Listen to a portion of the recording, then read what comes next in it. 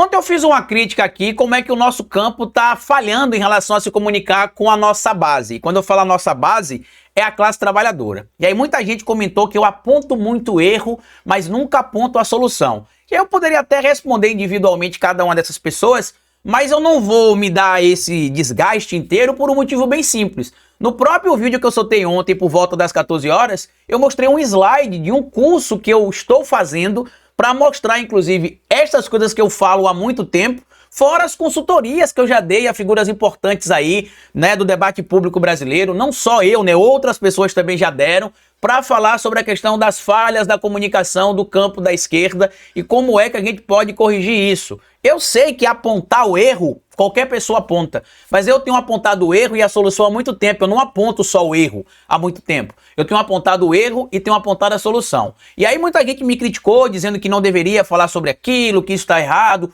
Outras pessoas entenderam a crítica positiva que a gente fez aqui em relação à evolução que a nossa base, o nosso campo precisa ter em relação à comunicação, a se conectar de novo com a nossa base. E eu vi ontem um corte do Alisson Mascaro, né, um jurista brasileiro que é marxista, que inclusive é respeitado em discussões teóricas e públicas importantes, onde ele basicamente traz ali o que é que está acontecendo na sociedade brasileira. Eu acho que com outra pessoa também de relevância no debate público falando, talvez as pessoas entendam que não se trata de reclamar sem apontar a solução. Porque o Alisson diz qual que é o problema, assim como a gente e outras pessoas também já vem dizendo há muito tempo, e que a solução depende basicamente de a esquerda olhar para o próprio campo, mas também olhar para o seu redor. Bora falar um pouco mais sobre isso depois da vinheta.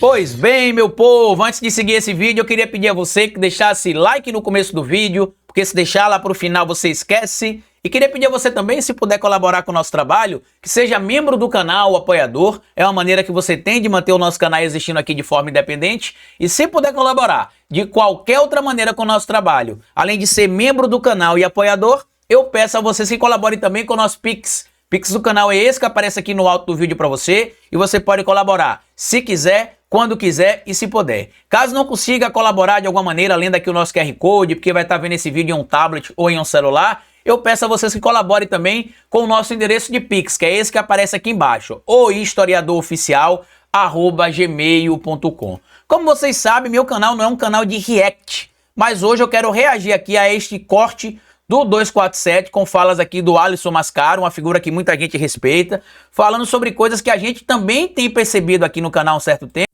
mas que lamentavelmente parte do nosso campo tenta dourar a pílula, né? Não quer acreditar no que está acontecendo, acha que é uma visão derrotista demais. E na verdade não, a gente precisa acordar enquanto ainda há tempo para se reorganizar, porque a extrema-direita se reorganizou. E como eu falei lá em 2022, quando saiu o resultado da eleição do Lula derrotando o Bolsonaro, nós não derrotamos o fascismo. Não se derrota o fascismo com a vitória à presidência da República. A luta antifascista tem de ser algo que deve acontecer sempre, porque o fantasma do fascismo vai continuar assombrando a sociedade, e não é só no Brasil, é no mundo inteiro. E olha o que o Alisson Mascaro fala aqui, eu quero ouvir com vocês. Eu vou interromper pouco aqui, que eu quero ouvir o pensamento dele aqui, tá? Os créditos vai pro 247 aí, a entrevista ali do Atushi com o Alisson Mascaro. A verdade ou querem uma gota de esperança? O que fazemos nós nesse tempo histórico? A gente quer a verdade com uma gota de esperança, vamos dizer assim. Não dá mais, e não é por causa desta eleição municipal. Ela, inclusive, revela um índice, um sintoma, mas ela é talvez o momento, eu diria, menos impactante de um quadro geral, que este sim é problemático. Este quadro não vem de agora. Fosse alguma coisa que mudou de 2022 para 2024, estaríamos todas e todos alertas e diríamos, aconteceu algo aqui, este algo deve ser mudado. A grande dificuldade, a grande questão é que este é o padrão. Isto não é uma exceção, esta não é uma exceção, de tal modo que algum acontecimento revele, volto a dizer, um problema muito limitado e esse problema deve ser resolvido. A grande problemática é o padrão. Este padrão se alicerçou no Brasil e se alicerçou em boa parte das sociedades capitalistas, e este padrão se organiza no fato de que sociedades capitalistas, no tipo de capitalismo que temos hoje, há 50 anos, é o tipo de pós-fordismo, de neoliberalismo, sociedades esgarçadas, com gente sofrendo, a única voz que clama e recebe eco nesse clamor é a voz da extrema-direita. E quando as posições de esquerda renunciam a falar que são de esquerda, aí se dá o strike total. Então, no mundo inteiro, não... O que o Alisson está falando aqui é uma coisa que o Thiago Santinelli falou alguns dias atrás, né? Acho que no... Ele falou, meu Deus, aonde foi que ele falou? Ele falou isso no programa do Cauê Moura, no Desce a Letra Show. Que as pessoas, enquanto a direita fala aquilo que a direita defende, que a extrema-direita defende, a esquerda às vezes fica fugindo do discurso que acredita para tentar agradar uma base que hoje não está com a gente e acaba não entrando nessa base e perdendo outras bases que eram historicamente ligadas à esquerda, por exemplo. Não há mais uma pronúncia muito, eu diria, forte, muito visível do que seja esquerda. O que passa por esquerda hoje no mundo é o liberalismo. E liberalismo e neoliberalismo são a mesma coisa, ainda que o neoliberalismo de esquerda. O povo odeia a situação de mundo liberal. As esquerdas dos Estados Unidos e do Brasil, o que se chama de esquerda, Partido Democrata lá, e as esquerdas do Brasil, são hoje os defensores da ordem. E o povo não suporta mais a ordem. Então, nós estamos produzindo de baseada uma sociedade inteira nos Estados Unidos, no Brasil, na Argentina, na América Latina, na Europa e no mundo todo para a extrema-direita. Este é o fenômeno fundamental. Este quadro não é por causa da eleição de agora. Este quadro aconteceu em 2020, aconteceu em 2018, aconteceu em 2022 e assim sucessivamente, já faz muito tempo. Então é chegado o momento de aproveitarmos este ensejo da eleição de ontem, que tem sim algumas características específicas. Eu diria que esta análise que nós faremos hoje aqui, Leonardo e eu, ela tem coisas que são desta eleição. Este fenômeno Pablo Marçal não tinha há 2 anos, não havia há 4 anos. Ele é um acréscimo, só que ele não é uma flor que botou do pântano. É o pântano produzindo mais uma das suas flores trágicas. Então, eu diria que tem novidades, mas o cenário geral é o mesmo. Minhas queridas e meus queridos que me acompanham aqui, nos acompanham na TV 247, nós precisamos pensar a forma de organização do que é ser de esquerda, porque o povo de qualquer lugar do mundo hoje odeia a esquerda e prefere a direita. Vocês vão dizer também aí, né, vocês que eu falo que vieram aqui, ignora a luz, tá? Esse pisca-pisca eu já falei em outros vídeos aí, tá tendo uma oscilação de corrente elétrica aqui no meu prédio e uma das softbox fica piscando aí, eu não sei mais o que fazer, então como eu preciso trabalhar, eu não posso ficar esperando a corrente elétrica se estabilizar. Tá tendo algumas obras aqui no prédio, eu acho que quando alguém liga algum aparelho, furadeira, alguma coisa, acaba tendo essa oscilação. Mas olha o que eu falei, as esquerdas estão sendo odiadas, não é porque a gente não fale aquilo que preocupa a classe trabalhadora. A gente continua defendendo o discurso que é em defesa da classe trabalhadora. A diferença é que a classe trabalhadora hoje tem outros anseios e que a gente não consegue conectar mais nesses anseios. Tem uma matéria publicada na Veja, inclusive, que eu vou mostrar para vocês, com uma pesquisa inédita, que mostra, por exemplo, como é que a classe C, que era um público onde a esquerda e o Partido dos Trabalhadores em especial era muito forte, como é que ela está sendo cooptada pela direita mais conservadora. Não necessariamente a direita radical, mas a direita em tese mais conservadora, tá? E como é que tem gente, por exemplo, que era eleitor do Partido dos Trabalhadores e que hoje defende a meritocracia na veia, dizendo que programa social não pode ser utilizado aí como moeda de troca, que as pessoas não podem depender de programas sociais, sendo que os programas sociais existem para combater uma falha do Estado. As pessoas não podem ser vítimas da pobreza, da miséria, da fome, da situação de rua, porque o Estado não cumpre o seu dever. Porque o próprio Pablo Marçal, né, que defende tanto a meritocracia, não se dedicou tanto, por isso que ele não chegou no segundo turno das eleições. Era só acordar, né, 5 da manhã, trabalhar enquanto os outros dormem, mudar o mindset que conseguiria o que quisesse. O Pablo Marçal, que é um defensor dessa tese da meritocracia, não conseguiu chegar lá. Será que ele não se esforçou tanto? Vamos continuar ouvindo o Alisson Mascara aqui, que eu tenho outras coisas para mostrar para vocês aqui ainda no final, tá? Se passa já há uma década, um pouco mais que uma década, é que o brasileiro, pasmem, eu quero chocar a mente de quem está aqui me escutando. O brasileiro ganhou, fiquem chocados com isso, o brasileiro ganhou consciência política de direita e de extrema direita. E isso aqui é um fato que a gente consegue comprovar também, e vocês vão lembrar que eu citei aqui, quando eu fui fazer a panfletagem, por exemplo, em uma feira livre aqui em Aracaju, né, durante a minha campanha, a vereador aqui em Aracaju, onde várias pessoas simples, pessoa que vendia caranguejo, camarão, beiju molhado ali, questionando se eu era candidato do PT. Aí eu falei, não, por quê? Não, porque se for do PT eu não voto em você. E aí eu tenho até vídeo lá na minha rede social onde eu comento com a minha assessora, ela até publicou no vídeo, eu falei, onde nós erramos que a classe trabalhadora tem hoje ódio e não se identifica com partidos que defendem a classe trabalhadora. E a explicação é bem simples, e o Alisson está desenhando aí. É o discurso. A sociedade, inclusive a própria classe trabalhadora está mudando e o nosso campo não está mudando. Cadê a renovação dos partidos de esquerda?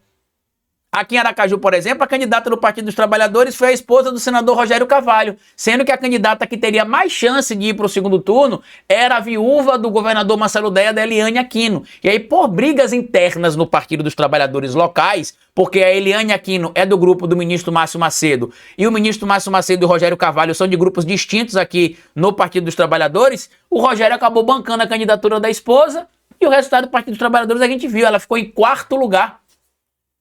Ela ficou em quarto lugar. A Câmara de Vereadores de Aracaju só elegeu um vereador do PT, se não me falha a memória, que é o Camilo Daniel, filho do deputado federal João Daniel, porque o João Daniel tem uma base de apoio muito grande. Então, assim, é uma cacicada ligada à esquerda que não dá espaço para novos políticos. É uma cacicada da esquerda que não abre espaço para novas lideranças. É uma cacicada da esquerda que age em muitos momentos muito similar à cacicada da direita. Ou seja, tem de indicar a esposa, tem de indicar o filho, tem de indicar o marido, tem de indicar o sobrinho, tem de indicar o irmão. Não pode trazer novas lideranças. Ou se traz, não dá o espaço que essas novas lideranças precisariam ter. Muita gente perguntou por que eu não saí candidato por um desses partidos mais famosos da esquerda. A explicação é essa que eu estou dando. Não me dão espaço, assim como dão espaço para outras pessoas também. Não dão, melhor dizendo, sabe por quê? Porque imaginam que porque eu sou da internet, que eu tenho um canal no YouTube com 500 mil de inscritos, se eu me tornar candidato por um partido de esquerda, eu vou acabar cooptando o apoio que esses candidatos mais antigos teriam para mim. E não é assim. Não é assim. Eu até ri com a pessoa falou assim, você tem 500 mil de seguidores e só conseguiu 423 votos. E não é só, né? Eu consegui 423 votos, foram muitos votos para um candidato de um partido pequeno, porque o Rede é pequeno. Eu tive apenas 25 mil reais de fundo eleitoral para poder fazer a minha campanha. Tinha uma assessora, um editor de vídeo, um social media praticamente. O resto era um biquinho aqui, um biquinho ali. Então, indo de porta em porta, sem uma equipe tão grande, eu consegui ainda 423 votos. 423 votos. Fui o segundo candidato mais votado do partido, o sexto na federação, sendo que eu recebi menos da metade dos recursos de vários candidatos. Só o vereador eleito do meu partido recebeu 10 vezes mais recursos que eu. 10 vezes mais recursos que eu. Os outros candidatos que se elegeram da federação ou que tiveram boa votação também, alguns tiveram mais que o dobro do que eu recebi. Então a minha campanha foi ótima, porque a maior parte do meu público não é de Aracaju. Eu não sou um influenciador local. Eu não comento, meu canal não é para comentar política local, então muita gente que votou em mim aqui em Aracaju votou em mim porque me conhece das análises que eu faço da política nacional. O que eu faço de análise de política local é no meu Instagram, e meu Instagram comparado ao meu Facebook, ao meu YouTube é pequeno. Meu Instagram tem 30 e poucos mil seguidores, o engajamento é baixo porque eu uso pouco o Instagram. E aí eles acham, essas lideranças, esses caciques da esquerda tradicional, acha que se eu for candidato em um partido desses de esquerda aqui, eu vou cooptar esses votos. E aí não entende como é que funcionam as dinâmicas de rede, não entende como é que se conecta com os jovens, não entende como é que constrói um novo brand, né, uma nova imagem, uma nova marca para dialogar com a esquerda, tanto online quanto offline. E é isso que o Alisson está chamando a atenção. É isso que ele está chamando a atenção. Então, a população brasileira, ela é agora organizada politicamente. Ela não vota só em quem me dá um bom resultado, em quem aumenta o salário, em que asfalta uma rua, em algo assim. Além de olhar para isto, ele pergunta, esta pessoa é de direita? porque responde um brasileiro ou uma brasileira médios, porque eu sou de direita. Porque ser de direita para essa gente é ser bom, correto, de Deus, de Jesus, da família e coisas. Isso é outro ponto que o nosso campo ainda não entendeu. Aquela virtude que as pessoas viam nas pessoas de esquerda, que a esquerda defendia o pobre, que a esquerda defendia os mais simples, a extrema-direita conseguiu distorcer essa imagem. É como o Alisson falou, hoje se você é de esquerda, você é do mal, você defende coisas que todo mundo abomina, você é contra aquilo que é bom pro povo. Não é que a gente defenda isso, mas o que ele está dizendo é a imagem que foi construída para as pessoas. E é isso mesmo que está acontecendo. É esta imagem que foi apresentada para as pessoas. Isso quer dizer que representa o que a gente pensa? Não, mas é o que está acontecendo e o Alisson está correto. Agora, você está pronta para essa? Você está pronta ou pronto para essa discussão? Muita gente ontem que veio aqui no meu canal elogiou, 99% elogiou. O 1% que criticou é o 1% que só faz zoada e que não entende às vezes o básico. E que não está disposto a ouvir, tá? E que não está disposto a ouvir. Vamos continuar ouvindo aqui o que o Alisson está falando. Mais. E ser de esquerda é ser mal, é não ser da família, ou algo assim. Este é o horror do nosso tempo social. O que aconteceu é que a sociedade brasileira foi politizada pela direita. E o que aconteceu é que as esquerdas do Brasil não conseguem, não sabem e não têm meios de fazer politização. Então, à esquerda só resta a condição vegetativa de ganhar voto. Qual é? Ver se eventualmente o povo vê que o crescimento de 3% do PIB faz com que um ser humano possa votar numa plataforma de esquerda. Mas a esquerda não pode falar que é de esquerda. A esquerda não pode se pronunciar dizendo que defende causas de transformação social. Só quem pode dar o nome a si é a direita. Perfeita análise do Alisson. E aqui eu quero mostrar que a análise dele está tão perfeita que olha a pesquisa que a Veja divulgou aqui, ó. Pesquisa inédita mostra distância entre discurso de esquerda e anseios do eleitor. Grupo político perde apoio na classe C, seu mais fiel eleitorado. Empunhando bandeiras do passado, Lula não tem ajudado a reverter essa curva. E aqui aparece, por exemplo, olha o que pensam ali as pessoas da classe C hoje, ó. Tá aqui, ó. Classe C, que são 53% do eleitorado, tá ali, ó. Costumes. A classe C cultiva valores conservadores que pesam cada vez mais na hora do voto.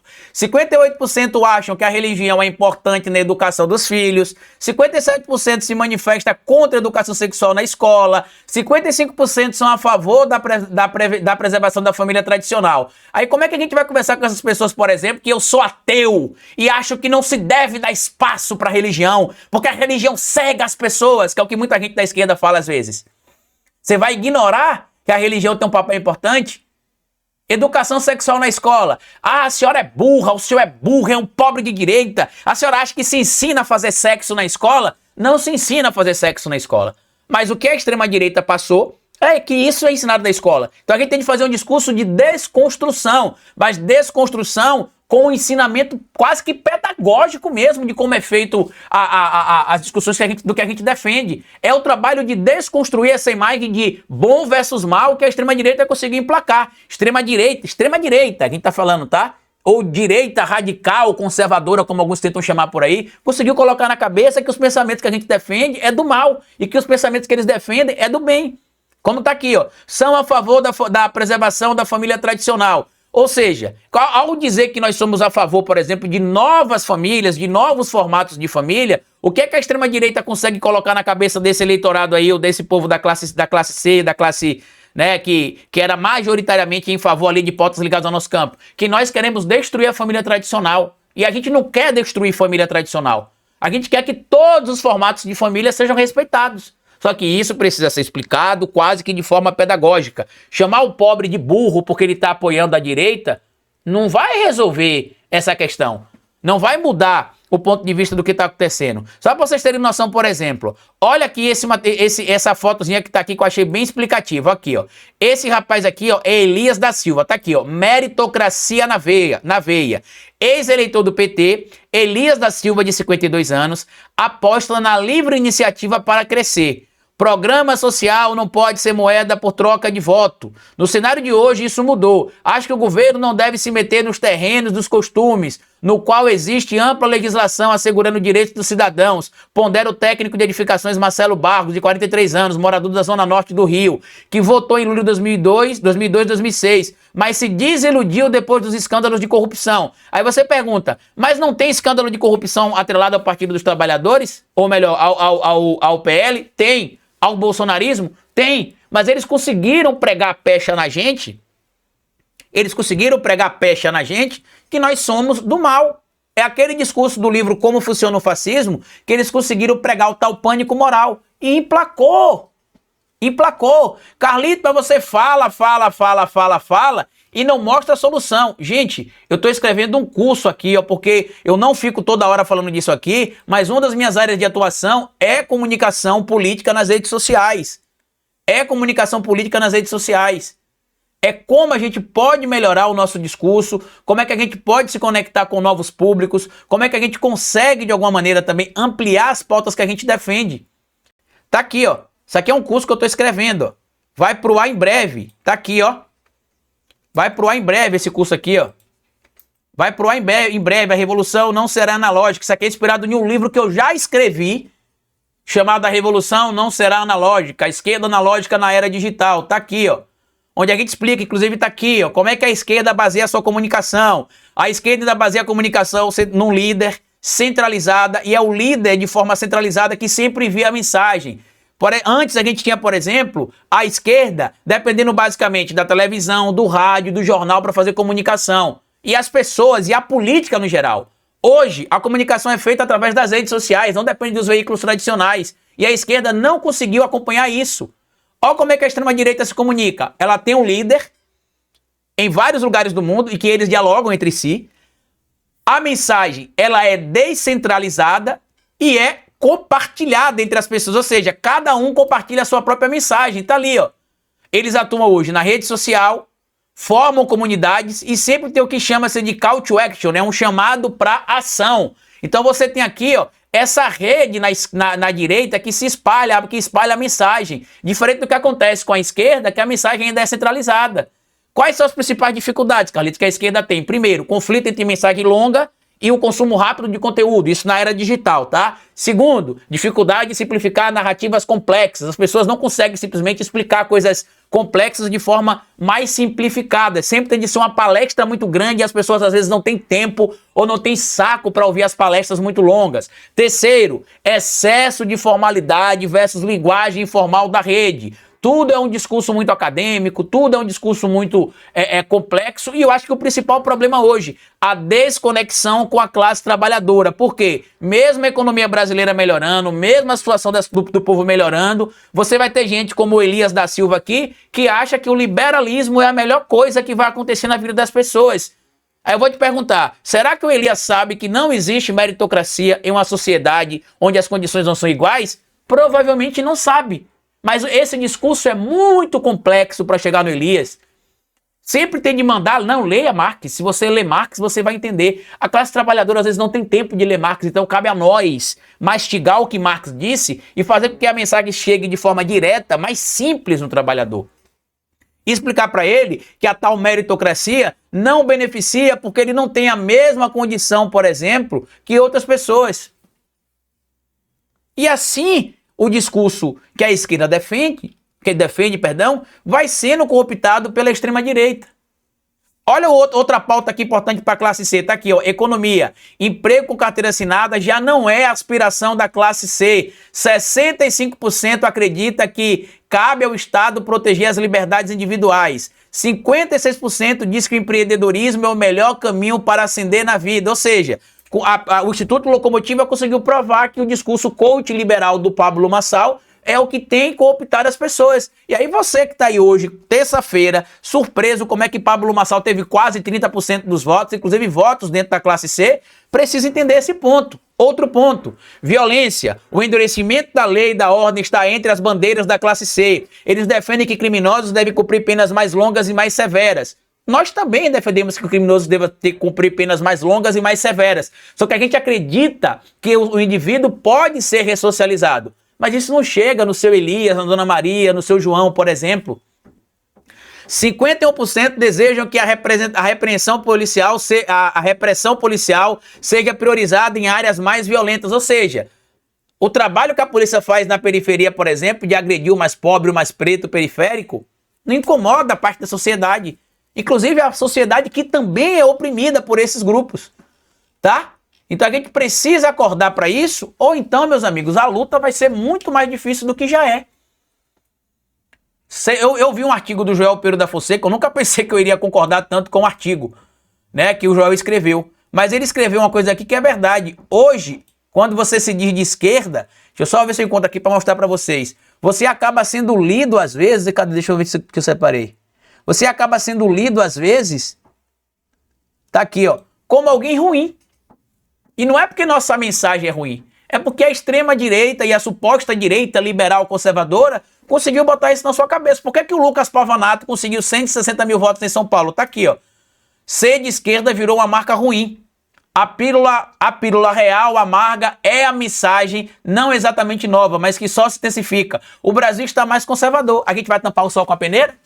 Ah, Carlito, a gente precisa mudar as pautas então para agradar o novo eleitor conservador brasileiro? Não. A gente precisa se conectar com ele de novo, sentar com ele e explicar, pedir para seu Elias, por exemplo, falar, seu Elias, me explica aqui uma coisa. Por que o senhor acha que o empreendedorismo é a melhor alternativa para a classe C? Diz aí. Por que o senhor consegue enxergar que esse é o caminho e não aquele caminho? O que é que mudou de lá para cá? O senhor disse que deixou de apoiar o Partido dos Trabalhadores por causa dos escândalos de corrupção, mas hoje continua apoiando o bolsonarismo, mesmo com os escândalos de corrupção. Por que o senhor mantém apoio ao bolsonarismo? É ir para a rua mesmo e entender o que está acontecendo. Ou a gente entende esse fenômeno, meus amigos, ou a esquerda vai morrer. E quando eu falo morrer, não é que ela vai deixar de existir, mas que ela vai acabar perdendo força ao passo de não conseguir mais emplacar suas pautas. Alô, Gleisi Hoffmann, alô, ministro Carlos Lupe, alô, Guilherme Boulos, PSOL. A gente precisa construir novas lideranças do campo da esquerda. A gente precisa fortalecer a comunicação no campo da esquerda, ajudar financiando comunicadores, ajudar disseminando a mensagem dos comunicadores, entendendo a relação que precisa ter entre vocês, a classe trabalhadora, a internet, a sociedade, e parar de atuar como se vocês fossem celebridades, vocês são representantes do povo. Por que é tão difícil marcar uma entrevista com a Gleisi? Por que é quase impossível marcar uma entrevista com vários ministros do governo Lula? Vocês precisam estar mais próximo do povo. O próprio Lula, quando visitou recentemente várias regiões aqui do Nordeste e que trouxe ministros de vocês aqui do governo para se conectar com o povo, mandou uma mensagem. O recado da população de Porto Alegre para o Partido dos Trabalhadores é claro. Eles preferiram eleger um cara incompetente que foi responsável pela maior enchente ou pelos prejuízos, né? Porque a natureza não depende dele, mas várias coisas que poderiam ter impedido o impacto das enchentes foi de responsabilidade do Melo por causa da ação ou omissão, e eles escolheram votar no Melo ao invés de votar na Maria do Rosário, quase dando a vitória ao Melo no primeiro turno. Será que escolher a Maria do Rosário foi inteligente? Nada contra a Maria do Rosário, mas é o que eu tenho falado de não dar espaço para novos nomes da esquerda. Será que não seria ideal indicar, por exemplo, o Edgar Preto ou outro nome para concorrer na Prefeitura de Porto Alegre? Será que aqui em Aracaju não seria melhor ter dado espaço para Eliane Aquino, ao invés de ter dado espaço, por exemplo, para Candice Carvalho? Ah, Carlito, mas a Eliane Aquino já tem uma vida política. Ela tem uma conexão com parte do eleitorado da esquerda, petista aqui em Sergipe, porque a Candice não tem. A Candice é lida como uma mulher branca, de classe média alta, privilegiada. É isso. A Patricinha, como a gente chama, o Adondoca. E a Maria do Rosário é uma figura que, mesmo com um trabalho muito bom, é lida negativamente por causa da maneira que a mídia e que a extrema-direita a vendeu por muito tempo.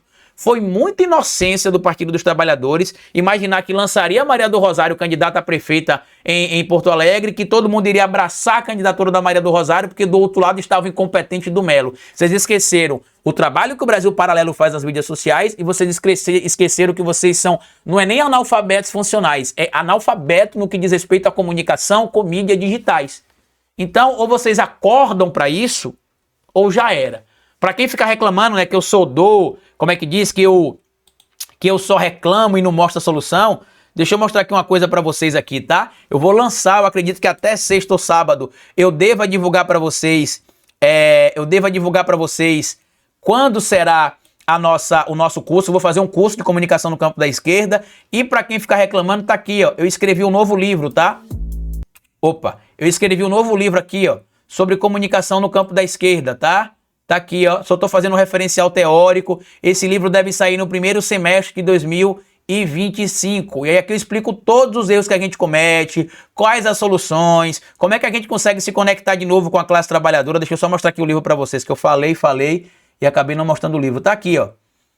Só tô botando um referencial teórico, o livro já tá pronto, tem só 80 páginas. Por que só 80 páginas, Carlito? Porque não precisa ser uma enciclopédia, tá? É um livro que precisa chegar à classe trabalhadora, como a mensagem precisa chegar.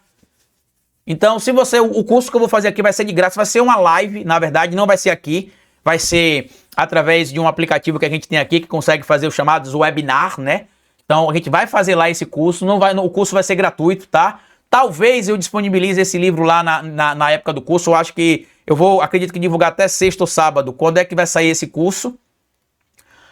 E o curso vai ser de graça, tá? Eu preciso frisar isso aqui. Não vou vender esse curso, não. Esse curso vai ser de graça aqui, tá? Depois, se a gente fizer um trabalho mais elaborado, mais robusto, aí eu posso até botar em uma plataforma. Mas por hora, a gente vai fazer uma live em uma plataforma fechada, mas vai ser gratuita. E depois, se o livro já estiver pronto, eu posso até vender para quem quiser comprar o livro, porque o livro vai ter mais detalhado o que vai ter no curso.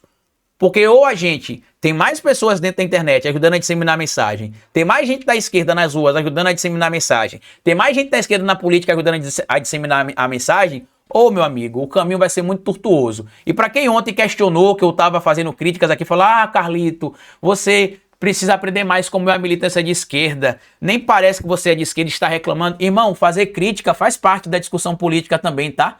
Não quer dizer que porque eu estou incomodado com algumas coisas que estão acontecendo na esquerda, que eu vou parar a minha luta no campo da esquerda. Eu milito desde que eu me entendo por gente com meu pai. Eu já nasci um dia de greve comandada por meu pai dentro do hospital que ele trabalhava. Você vem dizer pra mim que eu não entendo sobre o que é ser de esquerda, ou que ser de esquerda é assim mesmo? Eu sei que ser de esquerda é angustiante, é lutar contra o sistema todo dia. Mas tem coisa que a gente tem falhado e que a gente sabe qual que é a solução e precisa apontar. Se você não consegue entender isso, aí você tá naquela esquerda que a gente tá vendo aí sendo derrotado em tudo que é lugar. Que é a esquerda que acha que vai só falar da classe trabalhadora para a classe trabalhadora sem ouvir o que a classe trabalhadora quer e que vai ficar por isso mesmo, tá bom? Compartilhe esse vídeo se você puder, se inscreva no nosso canal e deixa like. E como eu sempre digo no final de cada vídeo para você, é melhor escrever errado a coisa certa do que escrever certo a coisa errada. Patativa do Assaré. Até o nosso próximo vídeo.